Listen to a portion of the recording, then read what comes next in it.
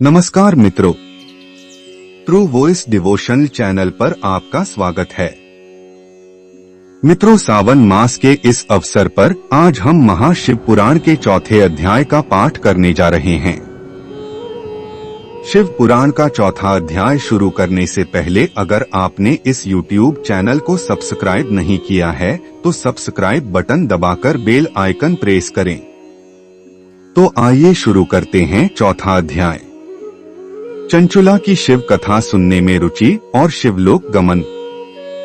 ब्राह्मण बोले, नारी तुम सौभाग्यशाली हो जो भगवान शंकर की कृपा से तुमने वैराग्यपूर्ण शिव पुराण की कथा सुनकर समय से अपनी गलती का एहसास कर लिया है।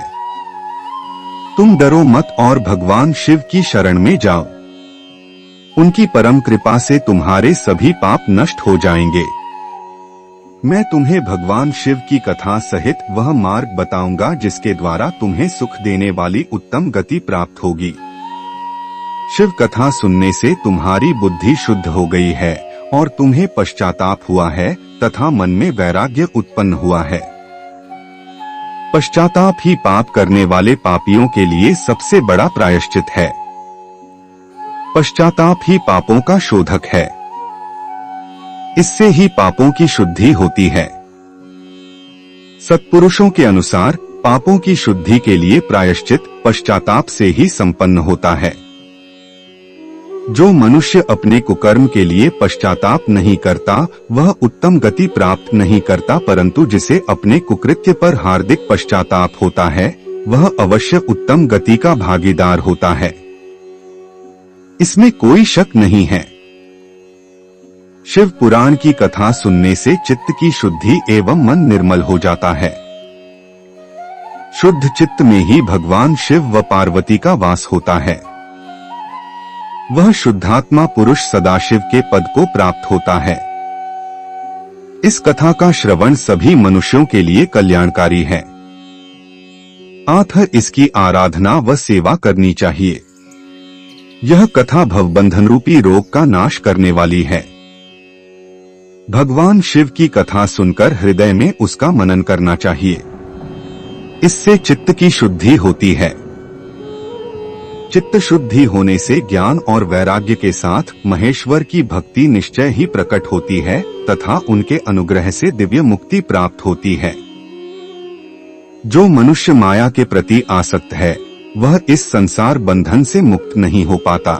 हे ब्राह्मण पत्नी, तुम अन्य विषयों से अपने मन को हटाकर भगवान शंकर की इस परम पावन कथा को सुनो। इससे तुम्हारे चित्त की शुद्धि होगी और तुम्हें मोक्ष की प्राप्ति होगी। जो मनुष्य निर्मल हृदय से भगवान शिव के चरणों का चिंतन करता है उसकी एक ही जन्म में मुक्ति हो जाती है। सूत जी कहते हैं, शौनक। यह कहकर वे ब्राह्मण चुप हो गए। उनका हृदय करुणा से भर गया। वे ध्यान में मग्न हो गए। ब्राह्मण का उक्त उपदेश सुनकर चंचुला के नेत्रों में आनंद के आंसू छलक आए। वह हर्ष भरे हृदय से ब्राह्मण देवता के चरणों में गिर गई और हाथ जोड़कर बोली, मैं कृतार्थ हो गई।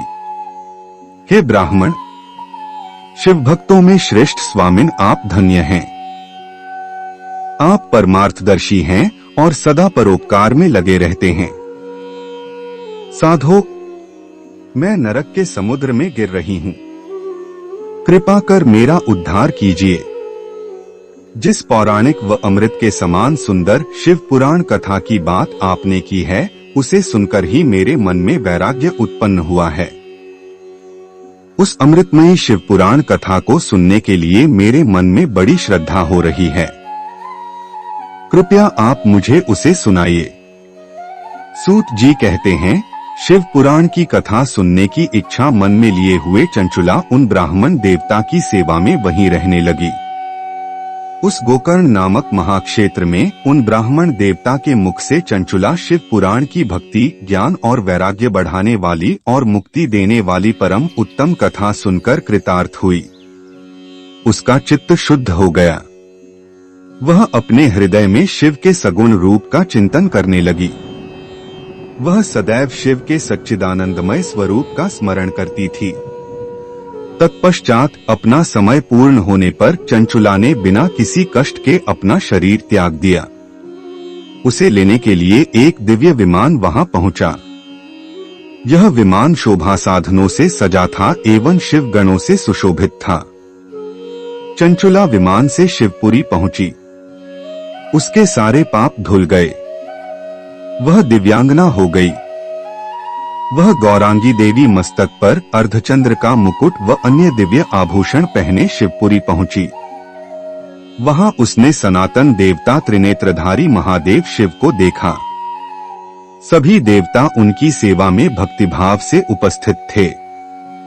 उनकी अंग कांति करोड़ों सूर्यों के समान प्रकाशित हो रही थी। 5 मुख और हर मुख में 3-3 नेत्र थे। मस्तक पर अर्धचंद्राकार मुकुट शोभायमान हो रहा था। कंठ में नील चिन्ह था। उनके साथ में देवी गौरी विराजमान थीं, जो विद्युत पुंज के समान प्रकाशित हो रही थीं। महादेव जी की कांति कपूर के समान गौर थी। उनके शरीर पर श्वेत वस्त्र थे तथा शरीर श्वेत भस्म से युक्त था।